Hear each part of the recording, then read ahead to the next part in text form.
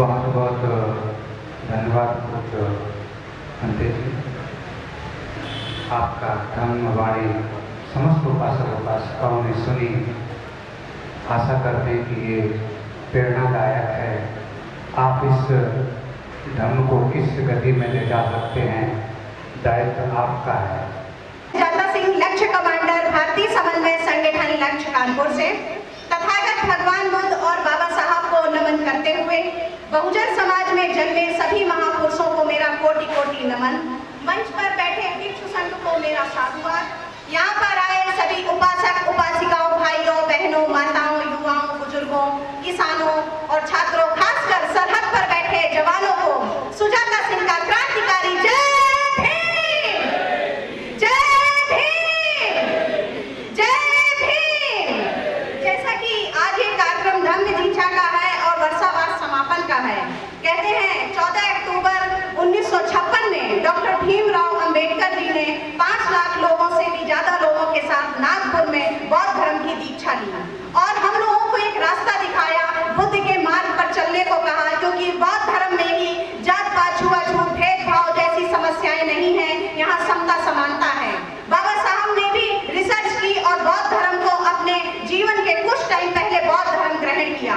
उन्होंने कहा था, मैं पैदा जरूर हिंदू हुआ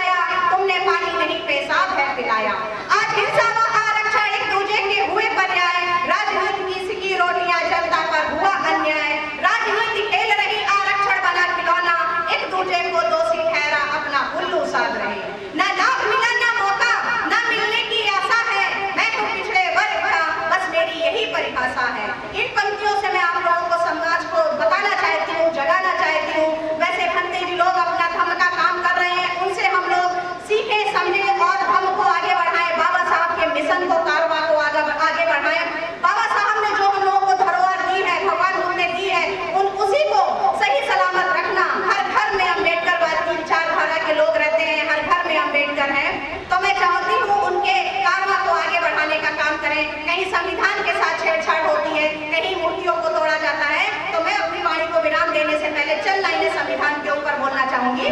संविधान नहीं कोई माटी का खिलौना है, संविधान देश से भी बढ़कर महान है। मंदिरों की शोभा जैसे होवे भगवान से, देशवासियों के लिए ढाल और कृपाण है। एकता स्वतंत्रता का संविधान है प्रतीक, धर्म और भावना का मूल बलिदान है। समता और बंधुता मानवता का स्वरूप लिए भूत वर्तमान और भविष्य का निदान है। इन्हीं पंक्तियों के साथ अब मैं अपनी वाणी को विराम देना चाहूंगी। एक साथ एक आवाज में जय भीम, जय भीम, जय भीम। साधु आदाब साहब। समाज में हम लोग बहुत जल्दी तरक्की कर सकते हैं। इसी की कड़ी में हमारे बीच में पूज्य धम्मदेशक पदंत शांत रक्षक उन्नाव से चलकर आए हैं। मैं भंते जी से वंदन करते हुए भंते से अनुरोध करूंगा, आप आए, आप अपनी बुद्ध वाणी हम सभी उपासकों को प्रदान करें। पूज्य भंते जी। महामानव करुणा के सागर तथागत बुद्ध बोधिसत्व बाबा साहब भीमराव अम्बेडकर बैठे हुए पूज्य भिक्षु संघ को नमन करते हुए आज इस कार्यक्रम में उपस्थित हमारे उपासक उपासिकाएं श्रद्धावान धम्म दीक्षा एवं वर्षावास समापन के समारोह पर सभी लोग उपस्थित हैं। आज का यह बहुत ही महत्वपूर्ण दिन है और हमारे उपासक उपासिकाएं अपना अमूल्य समय निकाल करके इस दीक्षा वर्षावास के कार्य में सम्मिलित हुए हैं। पूज्य भंते दीपांकर महावीर जी का बहुत बड़ा त्याग है और उपासकों ने जो दान दिया है उनका भी उपासक संघ का भी बहुत बड़ा त्याग है। अपनी कमाई का धन दे करके इस बुद्ध विहार की स्थापना कराया है, क्योंकि भिक्षु के पास कुछ नहीं होता है। हम लोग एक दूसरे के पूरक होते हैं। भिक्षु अपने उपासकों पर सहानुभूति रखते हैं, अपना उपासक भी अपने धर्म गुरुओं के प्रति सहानुभूति रखते हैं। हमेशा ध्यान रखते हैं वर्षावास के समय कि भिक्षु को, वर्षावास करने वाले भिक्षुओं को किसी तरह की कोई समस्या ना पैदा हो, उनका वर्षावास सही तरीके से हो। बाबा साहब के विषय में बाबा साहब ने हिंदू धर्म त्याग करके और भगवान बुद्ध की शरण ग्रहण किया था। भगवान बुद्ध के बाद में यदि किसी महापुरुष ने जन्म लिया तो केवल बाबा साहब ने जन्म लिया है, जो बहुतों कल्याण के लिए, बहुतों हित के लिए।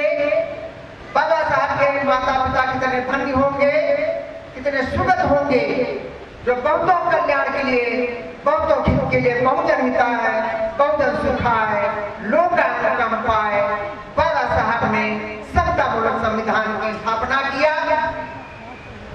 जिस तरह से भगवान बुद्ध, सम्यक संबुद्ध ने अपने धम्म में राजा प्रजा को एक घाट का पानी पिलाया, बौद्ध धर्म की पहचान मानव मानव एक समान। आज सभी लोगों ने इस कार्य में उपासकों के द्वारा, धम्म गुरुओं के द्वारा धम्म श्रवण किया। जैसे कि भगवान बुद्ध ने कहा है, असेवला चबादानन पंडिता नच सेवना पूजा च पूजनीयानम एतम मंगल मुत्तमम। भगवान बुद्ध ने कहा, मूर्खों की संगति ना करना, बुद्धिमानों की संगत करना और पूजनियों की पूजा करना, यह उत्तम मंगल है। पति रूप देशवासो, अनुकूल स्थानों में निवास करना, पूर्व जन्म के संचित पुण्य का होना, और अपने को सन्मार्ग पर लगाना, यह उत्तम मंगल है। बाबा साहब ने भगवान बुद्ध की शरण ग्रहण करके अपने को अच्छे मार्ग पर लगा करके और समाज को वही दिशा वही मार्ग दे करके गए। तो बाबा साहब के हम बहुत आभारी और जीवन पर्यंत जब तक समाज हो, जब तक भारत रहेगा, हम लोग बाबा साहब के बहुत ही आभारी रहेंगे, बहुत ही आभारी रहेंगे। बहुश्रुत होना, सिर्फ सीखना, शिष्ट होना और सुशिक्षित होना, सुभाषण करना, यह उत्तम मंगल है। माता पिता पर ठाना, भगवान बुद्ध ने कहा माता पिता की सेवा करना, पुत्र स्त्री का पालन पोषण करना और गलत कार्य ना करना, यह उत्तम मंगल है। गलत कार्य कौन नहीं करेगा?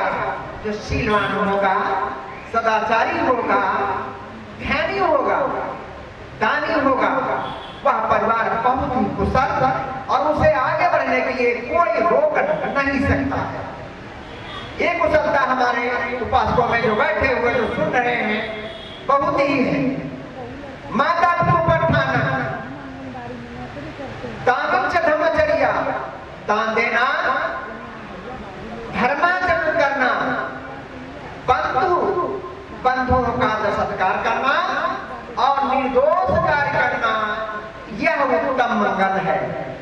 चाहे उपासक हो, उपासिका हो, चाहे भिक्षु हो, निर्दोष कार्य करना यह उत्तम मंगल है। वह परिवार बहुत ही कुशल और सच्चे होते हैं। आरत पापा, मन, शरीर तथा वचन से पापों को त्यागना, मद्यपान ना करना और धार्मिक कार्यों में तत्पर रहना उत्तम मंगल है। जो परिवार पंचशील का पालन करते हैं उन्हें अपार भोग वस्तुओं की प्राप्ति होती है, ऐसा भगवान बुद्ध ने कहा है। जिस परिवार में अधिक तक नशापत्ति का कार्य होता है, नशीली पदार्थों का सेवन होता है, वह परिवार उन्नत नहीं कर पाता है। वह भगवान बुद्ध के सच्चे मार्ग पर, बाबा साहब के सच्चे मार्ग पर चलने वाला सही नहीं है।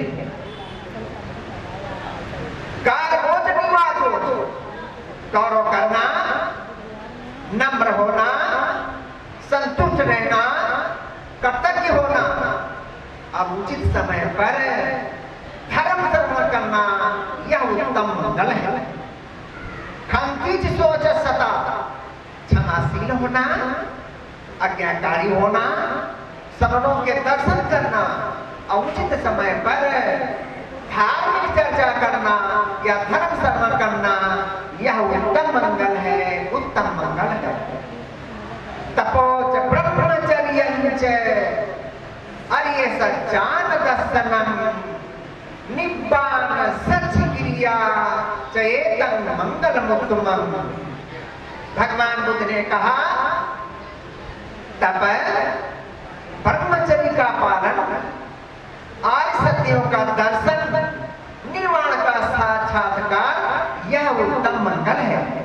भगवान बुद्ध ने कहा इसी शरीर से जिसका निब्बान हो जाए, इससे बढ़कर के दूसरा कोई सुख नहीं है। क्योंकि जन्म लेना भी दुख है, प्यार भी दुख है, मरण भी दुख है,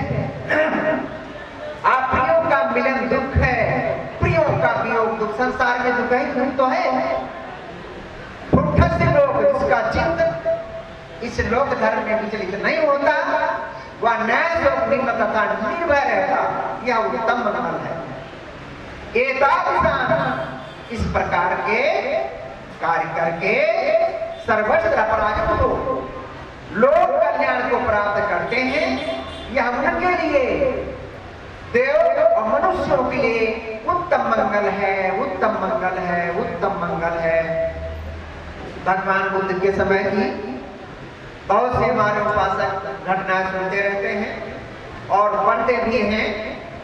अरहंतों की चर्चाएं बहुत सी आती हैं, श्रोतापन्न की चर्चाएं, श्रोतागामी अनागामी की चर्चाएं आती हैं।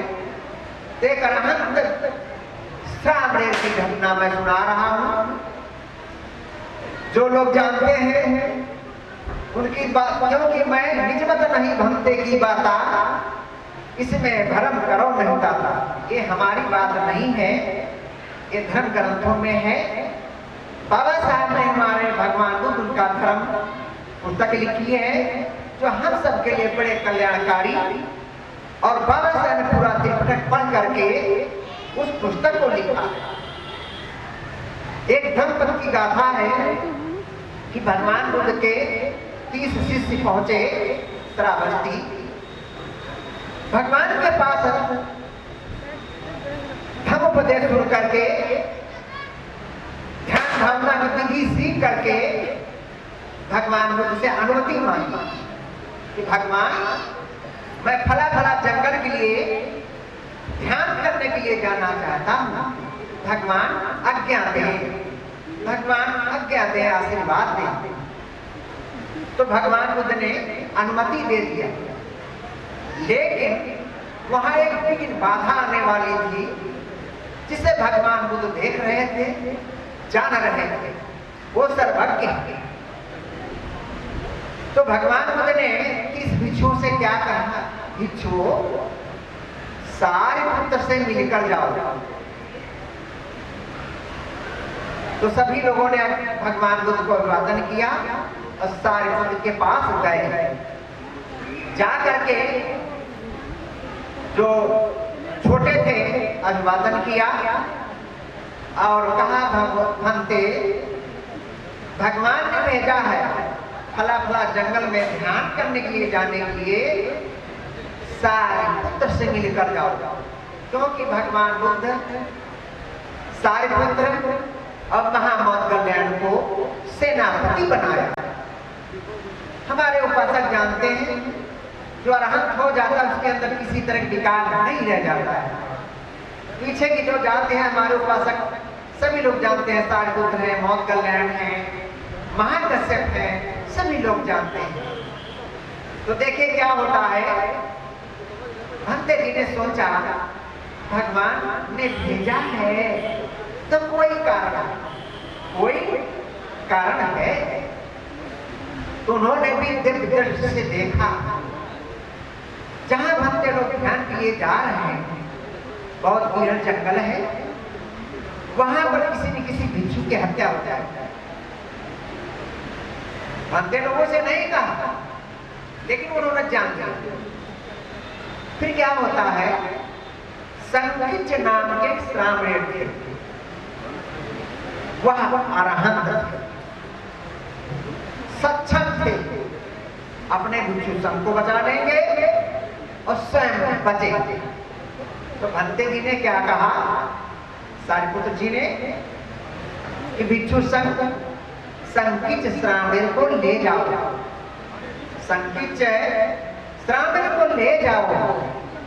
तो 30 भिक्षु बोले, भंते हम 30 लोग हैं, अगर कोई समस्या होगी तो हम एक दूसरे की सेवा कर लेंगे। क्योंकि भगवान बुद्ध ने आज्ञा दी थी, जो एक दूसरे की सेवा, जैसे कोई बीमार भिक्षु है, अगर सेवा कर रहा है तो हमारी ही सेवा करेगा। हमारी बीमारी में उसे दुख है, तकलीफ है, तो उसको संग ही सेवा करेगा, और संग सेवा करेगा, हमारी ही सेवा करेगा, भगवान बुद्ध ने कहा है। तो इसलिए भंते लोगों ने कहा, भंते आप अकेले रह जाएंगे, संकिच श्रावण भंते आपकी सेवा करते हैं, आपकी सेवा के लिए कोई भी नहीं रह जाएगा। लेकिन भंते ने कहा, नहीं, संकिच श्रावण को ले जाओ। ले गए, बड़ा बीहड़ जंगल था, वहां जाकर के जंगल में भंते लोगों ने अपने अपने आसन लगा लिए और ध्यान करने लगे। ऐसी जगह आसन लगे थे जहां पर 500 डकैत रहते थे, 500 डकैत रहते। देखिए क्या होता है, 500 डकैतों को मुखबरी मिली, फला फला गांव में, फला फला के यहाँ बहुत धन मिलेगा, इतना जीवन में कभी भी नहीं आपने लूटा होगा, इतना धन मिलेगा। फिर क्या होता है, वो जंगल में रहते हैं, अपनी मठिया बनाए हैं। भाई बड़ी बड़ी मिन्नत होती है, मठिया बनाए हैं। तो उन्होंने अपने देवता को मिन्नत मानी। क्या मानी? यदि उस घर में गांव में मैं सफल हो गया, किसी तरह कोई घटना ना घटी, तो मैं बिच्छू की भेंट चढ़ाऊंगा, जिसको भगवान बुद्ध ने कहा था सारिपुत्र से मिलकर जाओ। और इसीलिए सारिपुत्र जी ने संकित को भेजा था, जो उनमें कोई अरहंत नहीं थी। क्या होता है, वह मान के मिन्नत चले गए। जिस घर में जाना था खूब धन लूटा, किसी तरह कोई घटना नहीं घटी। और रात ही में भंते लोग उस पास आते हैं, कहा भंते मुझे एक भिक्षु चाहिए, हमने देवता को मिन्नत मानी है, उसे भेंट चढ़ाना। उसमें 300 भिक्षु तैयार हुआ। तब संकित श्रावण ने रोका, कहा पूज्य भिक्षु संघ, हमारे आचार्य ने इसीलिए तो भेजा है, भगवान की जिज्ञासा को जान करके हमारे आचार्य ने इसीलिए भेजा। इसलिए भिक्षु संघ ना जावे, हम जाएंगे, हम जाएंगे, हम जाएंगे। देखिए अरहंत भिक्षु को, अरहंत श्रावण को ले गए और ले जाकर के मठिया के सामने बैठा दिया। और जब अरहंत हो जाता है, चाहे कोई मार डाले या समय से चले जाए, उनके अंदर जीने मरने की कोई तसड़ा ही नहीं रहती। जो है संकित श्रावण बैठ जाते हैं अपने आसन पर, और चोरों का सरगना पैनी तलवार लेकर के आता है, वो संकित श्रावण के गर्दन पर चढ़ा देता है। तलवार लगी और तलवार टेढ़ी हो जाती, हाथ से छूट करके गिर जाती। इतने में बदमाश थर्रा गए, कांप गए, भंते संकित श्रावण के पैरों पर गिर गए और क्षमा मांगा। कहा भंते मुझे क्षमा कीजिए, क्षमा कीजिए, आज से न मैं प्राणी हिंसा करूंगा, न मैं चोरी करूंगा, न मैं विचार करूंगा, न मैं झूठ बोलूंगा, सुरा मेरे कच्ची पक्की श्रावण, मतलब किसी प्रकार का गलत कार्य नहीं करूंगा। और भंते मुझे प्रवचित कराएं, प्रवचित कीजिए। लेकिन श्रावण है तो श्रावण किसी को प्रवचित नहीं कर सकता था, राम तो कहा भगवान के पास चलो। देखिए सत्य का बल जो जीवन पर डकैती डालते रहे, ये बुद्ध बल है, ये धम्म बल है, ये संग बल है। हम आप जितना करेंगे उतना हम आप सभी को मिलेगा। क्या होता है, 500 डकैत संकित श्रावण के पीछे पीछे जाते हैं और वह ले जाकर के शरावस्ती में भगवान बुद्ध की शरण में गए और भगवान बुद्ध को अभिवादन कराया और भगवान बुद्ध से प्रार्थना किया, भगवान इन्हें प्रवर्जित करें। बदमाशों ने भी कहा भगवान से प्रवज्जा मिले, प्रवज्जा मिले। भगवान में जीवन भर प्राणी हिंसा करता रहा, चोरी करता रहा, व्यभिचार करता रहा, झूठ बोलते रहे, सुरा मेरे कच्ची पकी नशीली वस्तुओं में लिप्त रहा। भगवान से प्रवज्जा मिले, भगवान से प्रवज्जा मिले। 500 डकैतों को भगवान ने प्रवचित किया और वह इतना सिखा दिया, भगवान ने इतना सिखा दिया, ध्यान करते करते सारी तृष्णाओं से मुक्त हो गए। इस सत्य वचन से सभी लोग कल्याण हो, मंगल हो। भवतु सब मंगलं रक्षन्तु सब देवता, सब बुद्धानुभावेन, सब धम्मानुभावेन, सब संघानुभावेन, सदा सुखी भवन्तु ते। किसी प्रकार की त्रुटि हमसे हुई हो उपास को तो उसे अपनी ही समझिएगा। साधु साधु साधु।